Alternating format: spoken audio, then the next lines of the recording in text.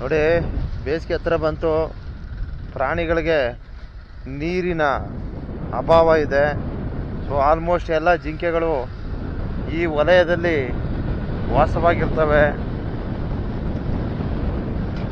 So ಮುಂದಿನ ದಿವಸ ಪ್ರಾಣಿಗಳಿಗೆ ನೀರಿನ ಕೊರತೆಗಳು ಇರ್ತವೆ ಅಂತ ಹೇಳೋದಕ್ಕೆ ಬಯಸ್ತೀನಿ. ಮತ್ತೊಂದು ವಿಚಾರ ಏನಪ್ಪ ಅಂದರೆ, ಈಗಾಗಲೇ ಮಹಾಶಿವರಾತ್ರಿ ಹಬ್ಬದ ಪ್ರಯುಕ್ತ ಲಕ್ಷಾಂತರ ಜನ ಭಕ್ತಾದಿಗಳ ದಂಡು ಹರಿದು ಮಹದೇಶ್ವರರ ನಡುಮಲೆ ಸನ್ನಿಧಿಗೆ ಭೇಟಿಯನ್ನು ನೀಡಿ ತದನಂತರ ಅವರು ಸ್ವಲ್ಪ ಜನ ಹೊರಟುಬಿಟ್ಟಿದ್ದಾರೆ, ಇನ್ನೂ ಸ್ವಲ್ಪ ಜನ ಅಲ್ಲೇ ಇದ್ದಾರೆ.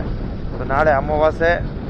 ಸೊ ಈಗಾಗಲೇ ನಮ್ಮ ಏನೋ ಇಲ್ಲಿರ್ತಕ್ಕಂಥ ಪ್ಲ್ಯಾಸ್ಟಿಕ್ಗಳನ್ನು ಏನೋ ಒಂದಷ್ಟು ಜನ ಸಾರ್ವಜನಿಕ ವಲಯ ಅದನ್ನೆಲ್ಲ ತೆರವುಗೊಳಿಸಿದ್ದಾರೆ. ಪ್ಲ್ಯಾಸ್ಟಿಕ್ ಬಾಟಲ್ಗಳನ್ನು, ಯಾಕೆಂದರೆ ಅದರಿಂದ ಅವ್ರಿಗೆ ಪ್ರಯೋಜನ ಇದೆ.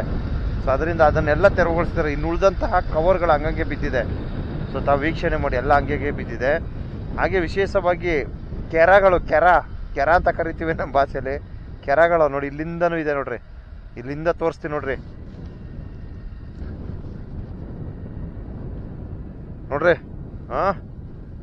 ಚಪ್ಪಲಿಗಳು.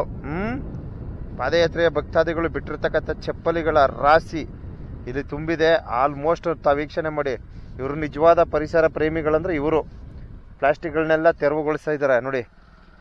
ನೋಡಿ ಇದೆಲ್ಲ ನೋಡಿ, ಎಲ್ಲ ಪ್ಲಾಸ್ಟಿಕ್ಗಳನ್ನೇ ಎತ್ಕೋತಾರೆ ಅವರು ನಿಜವಾದ ಪರಿಸರ ಪ್ರೇಮಿಗಳು. ಸುಮ್ಮನೆ ಒಳಗೊಂದು ಹೊರಗೊಂದು ಇಟ್ಕೊಂಡು ನಮ್ಮ ಪರಿಸರ ಪ್ರೇಮಿ ಅಂತಾರಲ್ಲ, ಅವರಲ್ಲ. ಇವತ್ತೇನಾಗಿದೆ ಗೊತ್ತಾ, ನಿರಂತರವಾಗಿ ಒಂದು ನಿಜವಾದ ಪರಿಸರ ಪ್ರೇಮವನ್ನು ಹೊಂದಿರ್ತಕ್ಕಂಥವನಿಗೆ ಯಾವುದೇ ತರಹದ ವ್ಯಾಲ್ಯೂ ಇಲ್ಲ. ಅರ್ಥ ಆಯ್ತಾ?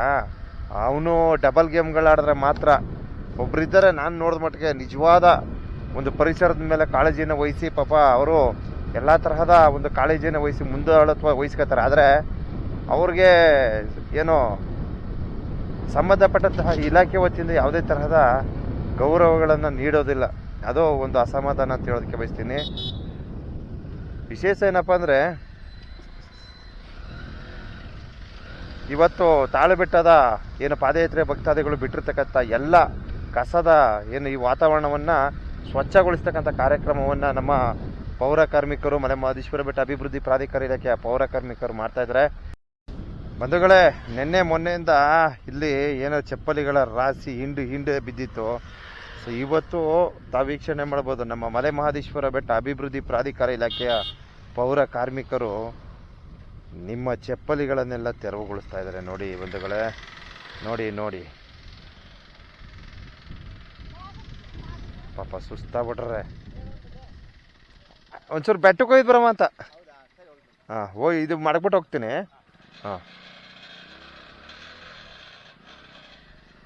ನೋಡಿ, ತಾವು ವೀಕ್ಷಣೆ ಮಾಡಿ. ಆಲ್ಮೋಸ್ಟು ಗಾಡಿ ಇಲ್ಲದೆ